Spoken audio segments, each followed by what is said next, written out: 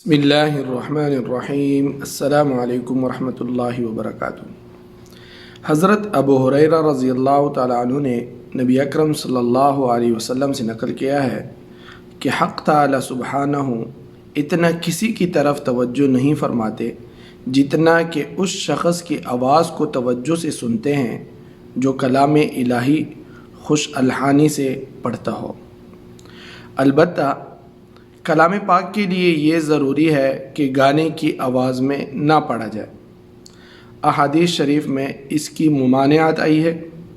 एक हदीस में है इय्याकुम व लुहून अहलिल इश्क, यानी इससे बचो कि जिस तरह आशिक गज़लों की आवाज़ बना बना कर मौसीकी की कवानीन पर पढ़ते हैं इस तरह मत पढ़ो।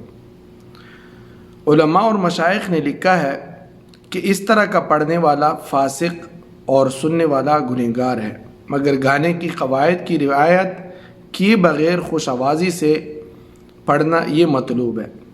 हदीस में कई जगह इसकी तरगीब भी आई है। एक जगह इरशाद है कि अच्छी आवाज़ से कुरान शरीफ को मुज़य्यन करो।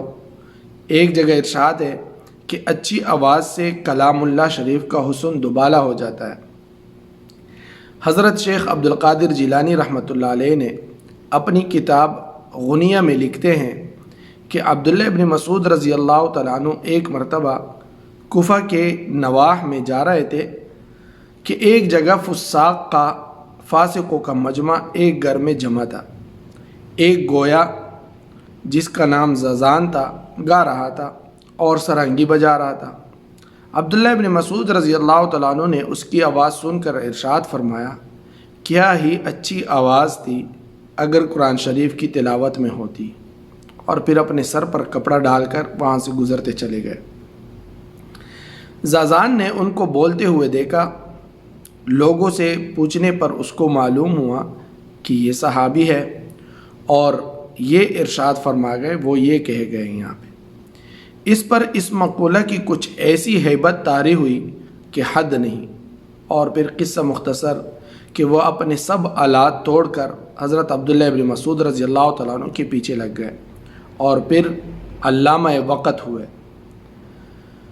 मतलब मुतअद्दिद रिवायात में अच्छी आवाज़ से तिलावत की मदह आई है, तारीफ़ की गई है, मगर इसके साथ ही गाने की आवाज़ में पढ़ने की भी मुमानियात आई है। अल्लाह रब्बुल इज़्ज़त हमें कुरान पाक पढ़ने वाला और उस पर अमल करने वाला और उसको सही तरीके से पढ़ने वाला बना दे। वस्सलामु अलैकुम वरहमतुल्लाहि वबरकातुहू। दोस्तों, सादिक टीवी को सब्सक्राइब करना मत भूलिए। वीडियो को लाइक करें, शेयर करें और कमेंट सेक्शन में अपने राय का इजहार ज़रूर करें।